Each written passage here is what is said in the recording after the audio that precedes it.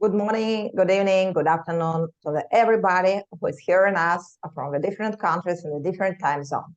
My name is Tatiana Koval, and this is podcast Happy at Work.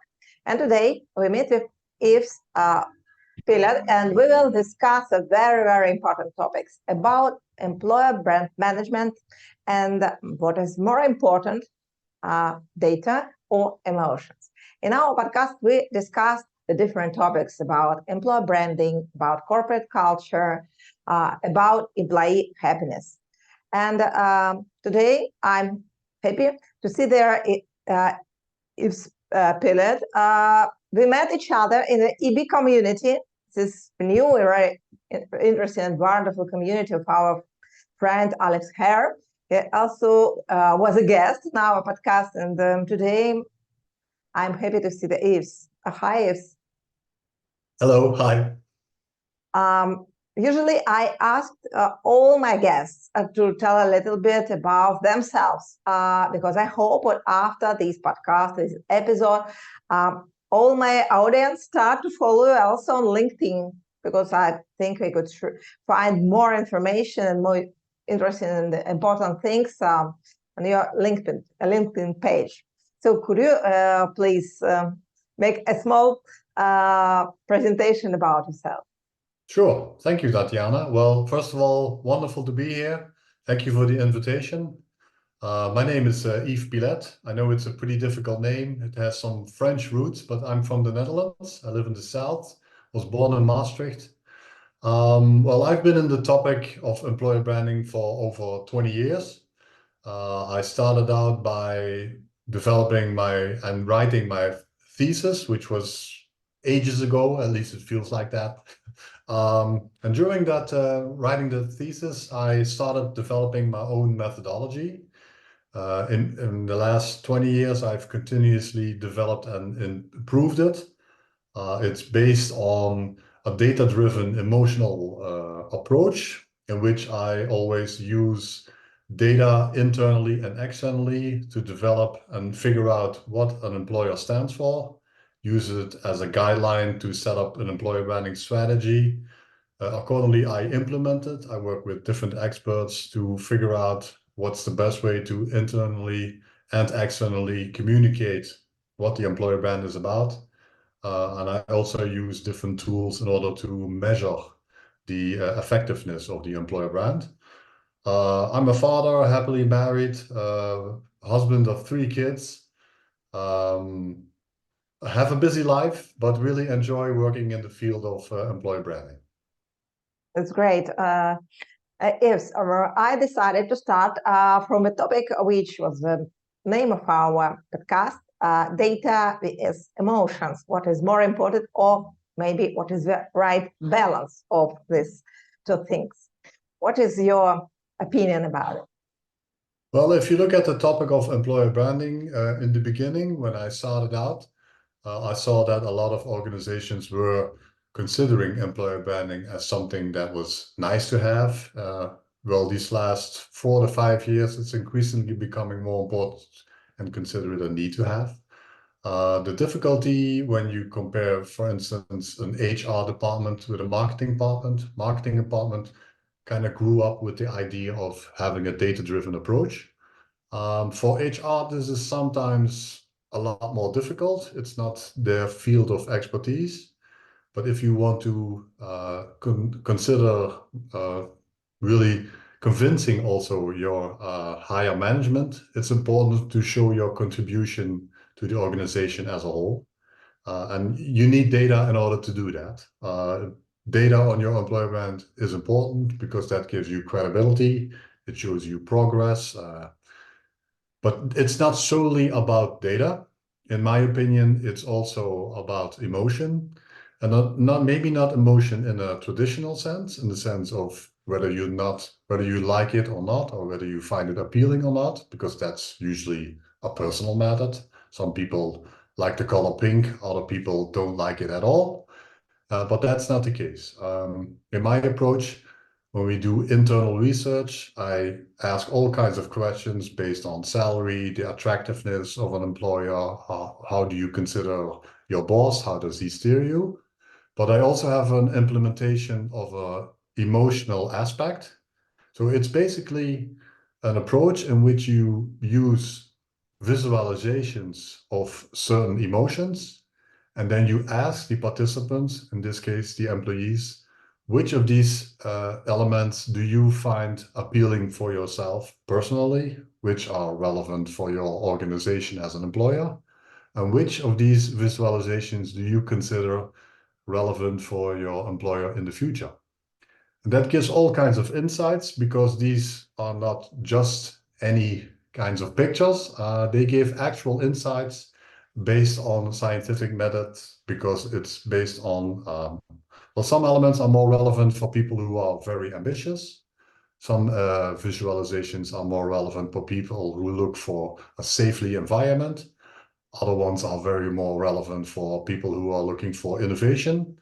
And based on this analysis, you can, in a sense, quantify emotions in combination with the other relevant data to construct your employer brand and also to measure progress. Mm-hmm. I want to ask, what does it mean for you when you hear strong employer brand? How could you explain to your clients what does it mean strong employer brand? Why am I asked about it? Because I remember maybe 10 or 15 years ago where people say, if you have a lot of people who want to work in your organization, as much as Google had in the previous time, it's strong, but it could not be relevant for all the organization. So for me, it's very important to know, what do you think what strong employer brand means for you? Yeah, for me, a strong employer brand doesn't necessarily mean that everybody across the globe knows your name. When you think about a name like Google, most people know this organization. But for me, it's very important what was sometimes described as, what do employees say about you when you're not in the room? So would you recommend the organization to work for the organization you're currently working for? Maybe even if you left the organization, do you leave on a positive note? So maybe the organization as such isn't for you at this moment anymore, but would you recommend it to somebody else? And another sense is, and that's more related towards the emotional aspect, is this an organization you work for that contributes and is associated with the kind of person you are? Is the culture relevant and connected to who you are as a person? And does the character of the organization fit your own character? And to me, that's a strong employer brand. And it's also something where upper management is willing to listen to what employees want and doesn't just respond and react from the fact that what they want to reach. Mm-hmm. Because we decided to discuss about data and emotions, I want to ask about data. What data should collect HR for understanding what they have a health employer brand inside a company, outside company, maybe any research or any data from the normal life of the company? What is your recommendation for the companies? Yeah, well, I consider at the heart of any employer brand that wants to make sense, it has to set up an EVP. It has to know what it stands for. And in my methodology, I consider 6 building blocks that are relevant. The first one is based on data, the identity. So what do you want to communicate at this moment about your own employer brand? So what does the organization stand for today? Another element, which is also based on what most employees think about the organization as an employer, is the desired identity. And that's also relevant for higher management, because usually they want to make some kind of progress towards the future. Maybe the organization is focused too much on ambition and wants to focus more on innovation or on safety. So it has to make some kinds of switches. And what's also relevant is how is the organization as an employer viewed from the outside in? So people who don't work at the organization, would they even consider working at the organization? And what type of organization do they think this employer entails? Because when we, for instance, think about Google, everybody knows the search engine. But what is it really like to work at Google? We've all heard the stories, but if you're not a Googler, is the organization similar to what you think?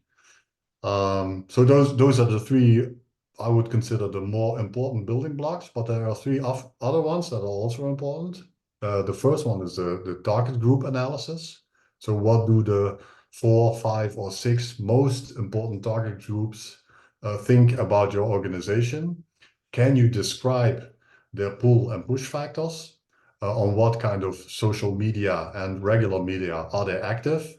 And what do they need in order to make progress within your organization? And do you, as an organization, have enough of these primary target groups, or do you need to attract new ones? Or are there target groups within your organization that you can develop based on the right skill sets in order to reach future goals? A fifth one is the brand architecture, which is strongly related from the employer brand towards the corporate brand. There are numerous differences, but there's also overlap. If you're an ambitious organization, that also requires people to be ambitious, but there's a somewhat difference. How is this related? Sometimes organizations are disconnected in the brand architecture. And the sixth and final one is more based on how do competitors in your field differ themselves from you, and are you authentic enough to communicate what you want to communicate, and are you a better or a worse employer when you look at, let's say, the 4 or 5 most important competitors in your field. Mm-hmm. My next question about the last topic about competitors.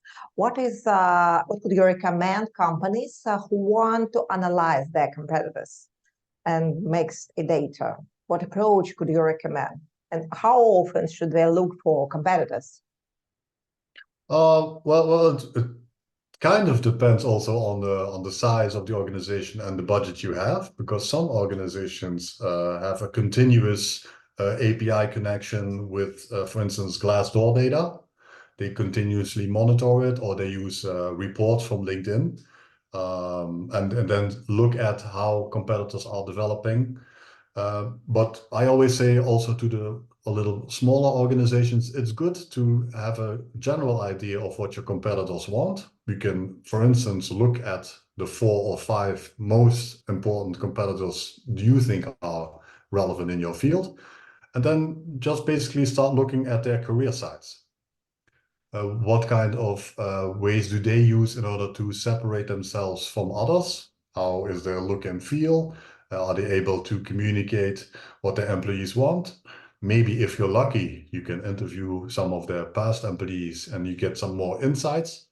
So it's not necessarily a matter of monitoring the continuous development of what competitors want. What I really believe in is the first 3 building blocks, especially the first one, the identity. So what does the organization stand for according to the employees? If you're able to emphasize what employees really want and what they stand for and what they consider important, and you're able to communicate it internally and externally in an authentic way, that's even more important than just looking at what your competitors are doing, because credibility is built based on your authenticity. Mm-hmm. What could you recommend the company if after research the company could see a difference between the identity and between the expectations? But for example, its audience expects much more, or the other things they usually offer to the candidates, to the employees. What your recommendation for this situation? Yeah, and this is something, Tatiana, that happens a lot. You see a lot of gaps between the 6 building blocks, especially the ones when you look at the desired identity. Usually that's a lot more emphasized by what management wants. They, for instance, want to be a super attractive, well-known organization that is the best employer in their sector. And when you ask their employees, they say, well, it's a great organization, but I wouldn't consider it the best. Now, the key here is to identify the different gaps It could be, for instance, based on your external employer brand. Maybe the candidate journey isn't as powerful, or maybe it's internally. Maybe the bosses from certain departments aren't really able to motivate your people, and maybe you should talk to the employees and the managements in order to get them talk to each other to make the gap smaller. But my general advice is, where are the specific gaps? Try to use data in order to figure out where it is, and use smaller bits in order to continuously improve these different elements. You won't be able to improve the overall employer brand from one day to the next, but try to figure out where the biggest problems are and start with one or two of those problems. Once you've fixed it or increased it and make it a little bit better, maybe one of the other rising problems or occurring problems are still left and need some improvement. And you can focus on that one. Don't try to do everything at once. Mm-hmm. What could you recommend about the things that you also mentioned, as overlap or how to align the corporate brand and employer brand? In my practice, I met with a situation that the company said, we have corporate brand, we need not the employer brand, because we could use our messages from a corporate brand. Another situation, the company said, this is absolutely different, and we need not to make them aligned. What is your approach, and what is your recommendation? How to make it aligned? What is the best way? And maybe how to find a synergy between corporate brand and employer brand? Yeah, I think that it all starts with creating insights. Once the organization is somewhat convinced that there is a difference between a corporate and an employer brand, if the organization as such isn't convinced that there is any difference at all, then people are not going to call me or call any other employer branding experts on the topic. But if they see that it is somewhat important, I always explain it as it's both sides of the same coin. So there has to be somewhat similarities, but when you're talking about a corporate brand, you're really talking about the reputation as the organization and the different products and services they provide. Now, when you're talking about an employer brand, it's not the organization, you're talking about the employer, which is somewhat different. And you're talking about how can you help move your employees forward in line with what the organization wants. So it helps each other. When you're talking about an organization, you're talking about a business plan. When you're talking about employer brand, you're talking about employer branding strategy. And you need the right people in order to make the right products. But it doesn't mean that it's quite similar. There has to be a certain alignment between both. If you're able to make it in line with each other and you get data on both insights, you're able to move forward. But if you as an organization, for instance, say that you have the best product or the best services and you're the most and well-known organization in the country, that doesn't necessarily mean that I'm going to apply at your organization. Maybe I'm looking for something else. What are you as organization, more specifically as employer, what are you going to do for me? How am I as an employee going to move forward? What is it like to work at your organization besides all of the products and services you provide? Do I get a close connection with my colleagues? How is work with my boss? Do I get chances to make promotion? What is the training like? And that doesn't have anything to do with the products and services. So in my view, you need both and you need to explain it. But it's not just about the corporate brand. Could you tell a little bit about mistakes, like common mistakes which you There are a met lot of in your mistakes. practice in employer brand management? What is the main mistakes do you see, and what type of mistakes do you recommend to avoid? Yeah, let me start off that a lot of organizations are at least considering that employer branding is important. So obviously they learned a lot. It's moved from a nice to have to a need to have. But I still see some difficulties with the topic, because employer branding, especially employer brand management, is relatively new. One of the things that I see is that when you divide employer brand management into 3 large steps, the first step I consider is the employer branding strategy. So what do you want to reach with your strategic approach? The second one is a lot more about communications, internally, externally, and also the relevance of the emotional aspect of the human drivers that you need to emphasize. And the third one is about measuring. Now, when we look at these 3 large steps, most organizations, I try to simplify the example here, is that most organizations do understand how to use the communication aspect of the second step. They understand that they need internal communications to explain where open vacancies internally are. They are able to set out campaigns externally to attract new people. So they are able to build their image as an employer. That's something that most organizations understand. Most organizations are increasingly understanding that they need a strategic approach for the first 2 to 3 years. What kind of goals do they want to reach? How can we incorporate the corporate brand? How is our desired approach related towards our current identity? And even if they are able to set up an employer branding strategy, which is still a very good and basic and necessary step, one of the main difficulties I see for organization is that they have a problem with implementing the strategy.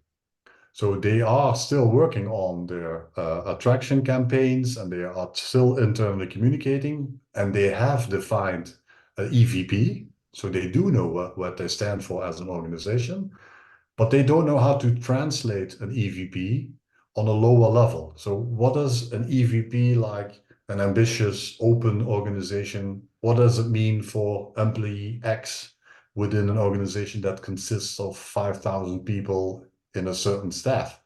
You have to be able to really simplify and make it tangible for somebody who works in an office somewhere in Asia with a head office somewhere maybe in the States. You have to be able to translate it. So the lack of translation is one of the main issues that most organizations have. And another very large and difficulty for organization is measuring the effect of their employer brand. And I'm not just talking about if I put in 1,000 euros, I will get back 500 new excellent employees. But which aspect of my employer brand do I need to improve? Which aspect is lacking, for instance, onboarding in relation towards the KPI that we set? Are we able to make a thorough baseline measurement? And what are the effects when we are 1 year forward? How can we simplify and maybe even make the gaps between the desired identity and the current identity smaller? Which steps do we need to do? And is there somebody responsible for this? Or is that somebody of HR who also tackles the problem of employer branding, because it's a subject as such? So in simple terms, it's very difficult, even if you have a strategy, to implement it in the correct way. That's one. And the other one is measuring your employer brand in an effective way, so you're able to optimize your employer brand further. Mhm. If we talk about ideas to implement the strategy of AVP in the day lives, what could you recommend to the companies, especially for the big corporation where a lot of people in different countries, different regions are included in the implementation of it? What are your recommendations about it? Yeah, when you look at large organizations who are active on different continents, what I saw was that, and which is natural and isn't necessarily a problem, but each continent and sometimes each country has a different level of maturity of employer branding. Some organizations are ahead. They understand what employer branding is about. They understand that you need a strategy, you need to measure it. And some organizations have no clue.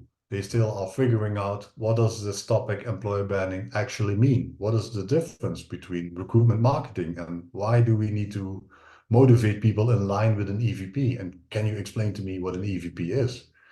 So you need some kind of tool in order to see the overview per continent, where the problems are. And based on the level of maturity, you need an approach that fits a specific country and or continent in order to further develop it. You will also probably need a global overview, somebody who's responsible and says, well, these are the aspects we are going to invest in, and maybe your plant in France needs to develop its candidate journey, and the head office in America, which is maybe a lot more further ahead, needs to think about the employer branding strategy in 3 years and needs to start collecting data in order to make that possible. But you need a total overview in line with what you want to reach with your strategy. But the problem for most organizations is that you have a very large variety of maturity, and you don't have one or several people who are responsible for the employer brand. So it kind of floats around within the organization. Mm-hmm. I want to back to emotions. What is important to focus when you work with data, but you understand what you need to win the hearts of your employees, not only the brains, but also the hearts of your employees, of your potential employees. What is your recommendation about emotions in the employer branding process? Yeah, well, when I talk about emotions, I would consider two things that are very important. The first one is you need some kind of way to quantify emotions, whether it's based on the approach that I use, where you have images, where people select certain images, so you understand that your employees are either ambitious or looking for safety. That's one way, because when you're able to quantify emotions, you're able to set KPIs in your employer branding strategy, and you're also able to measure whether or not you are improving. If you don't do that, you don't have a way to optimize your employer brand. So that's one way.